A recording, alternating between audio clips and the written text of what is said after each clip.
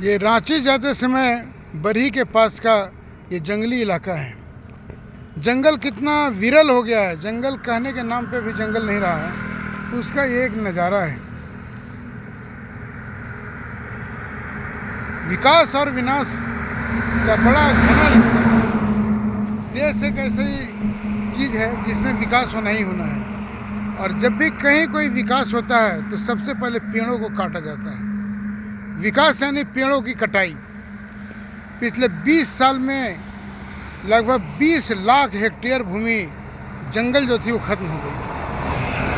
और इन जंगलों को देख करके कभी कभी तरस आता है कि क्या ये झारखंड के जंगल हैं।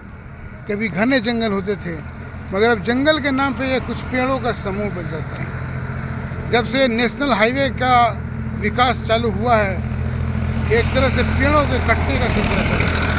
सरकार चाहे कोई भी हो, मनमोहन सिंह की हो, चाहे मोदी जी की हो, चाहे अटल बिहारी वाजपेयी की हो, या मनमोहन सिंह की रही हो, सब पेड़ के कातिल सरकार रहे हैं। पेड़ों को काट कर ही विकास का तगमा या पहनाया जाता है। जब विकास होता है तो सारी सरकारें चिल्लाती है, चीखती है, अपना श्रेय लेती है कि हमने ये किया, ऐसा किया, वैसा किया, मगर तब ये नहीं बताते हैं कि कितने पेड़ काट दिए गए हैं। यही नेता लोग नकली आंसू बहा करके पर्यावरण सम्मेलन में जाते हैं और पेड़ों को बचाने के लिए, संरक्षण करने के नारे लगाते हैं, रोते हैं, मगर ये बताने में हिचकते हैं कि पिछले 12 सालों में लगभग 2 करोड़ से ज़्यादा पेड़ काट दिए गए हैं। और ये आधिकारिक आंकड़ा है, जबकि अगर अधिकृत आंकड़े देखें तो इस पेड़ का कोई मालिक नहीं है, न कोई वन अधिकारी नजर आने वाला है।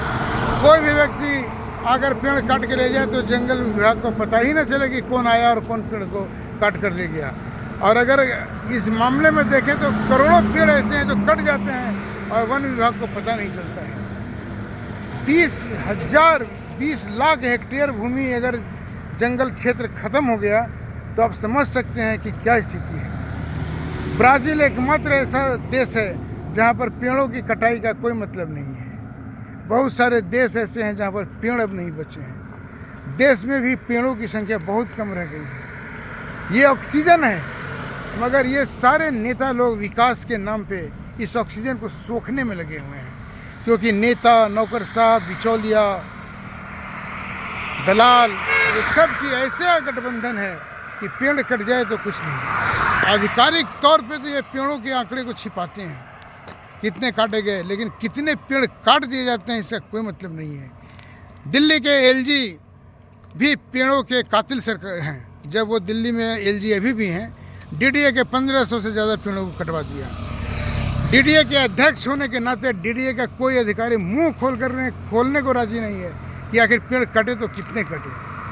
सुप्रीम कोर्ट में जब ये मामला गया तब जाकर पता चला कि करीब 1500 पेड़ काट दिए गए, मगर सही आंकड़ा आज भी दिल्ली विकास प्राधिकरण डीडीए नहीं बता पा रहा है, क्योंकि सामने एलजी की तलवार है और एलजी साहब भी अपना मुंह नहीं खोल पा रहे हैं ये पेड़ हमने क्यों कटवाया।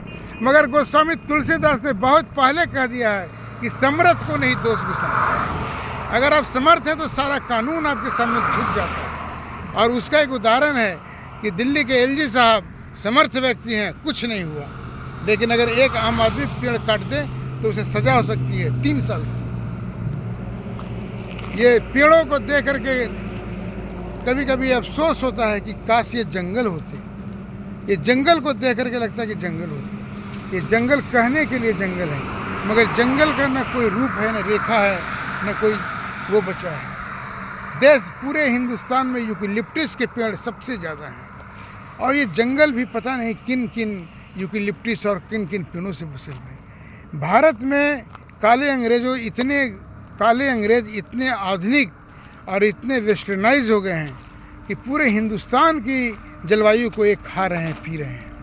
मगर जलवायु एक इतनी मासूम चीज़ है, जलवायु इतनी लाचार चीज़ है कि यह इशू ही कभी नहीं बन पाता है। मौसम बदल रहा है, हर समय लग रहा है कि कुछ होगा। इस समय आप देखें कि आज 31 मार्च है, फिर भी दिल्ली और उसके आसपास का जो उत्तर भारत है उसमें गर्मी और सर्दी का रोमांस चल रहा है। कभी मौसम ठंडा हो जा रहा है, कभी मौसम गर्म हो जा रहा है, और आज तक लोग न एसी चला पा रहे हैं और न अपने स्वेटर कोट को ही त्याग कर पा रहे हैं। एक तरफ ये हालत है तो दूसरी तरफ ये हालत है कि पश्चिम बंगाल में, उड़ीसा में, मध्य प्रदेश में, कर्नाटका में और महाराष्ट्र में लहर है, 40-42 डिग्री टेम्परेचर चल रहा है। तो मौसम में जो ये अनियमितता और ये बदलाव आ रहा है, उसका ये सबूत है कि ये जंगल कहने के लिए कागजों में जंगल है, मगर ये जंगल नहीं है। जंगल के नाम पे ये मजाक है, और यही मजाक का कारण है कि जो हमारे ऑक्सीजन बैंक हैं वो धीरे धीरे ख़त्म होते जा रहे हैं। जब ऑक्सीजन ही बैंक नहीं रहेगा तो कौन सा पर्यावरण, कौन सा प्रदूषण, कौन सा जलवायु पे हम बात करेंगे। जलवायु में हमारे देश के पर्यावरण मंत्री जा कर के लंबे लंबे टसवे बहाते हैं, मगर हिंदुस्तान में आकर के वही करते हैं जो विनाश के लिए विकास प्रमुख होता है। विकास के लिए विनाश को सबसे पहले प्राथमिकता देते हैं। इस समय न जाने क्या क्या हो रहा हो, ये नहीं कह सकते, मगर सुप्रीम कोर्ट में 200 से ज़्यादा ऐसे मामले लटके हुए हैं कि यदि उन्हें एक झटके में अगर स्वीकृत कर दिया जाए तो 1 करोड़ से ज़्यादा पेड़ कब के काट दिए जाए। बहुत सारी योजनाएं केवल सुप्रीम कोर्ट और कुछ हाई कोर्ट में इसलिए पड़े हुए हैं कि उनका डंडा चल रहा है, उन पर उससे उनका स्पष्टीकरण मांगा जा रहा है, और अधिकारियों के पास में, ये भ्रष्ट नेताओं के पास में, नौकरशाहों के पास में इसका कोई जवाब नहीं है, इसका कोई जवाब नहीं है। झारखंड जो कभी जंगलों का जंगल कहा जाता था, महाजंगल के रूप में माना जाता था, वही झारखंड का ये बरही रांची क्षेत्र का इलाका है। और जंगल को देख के कभी कभी मजाक सा लगता है कि क्या यही जंगल है।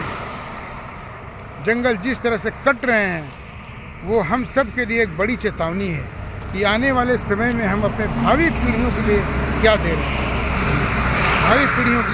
हैं। सरकार का कभी चेतेगी या ऐसे ही खेल खेलती रहेगी, ऐसे जीवन के साथ खेलती रहेगी।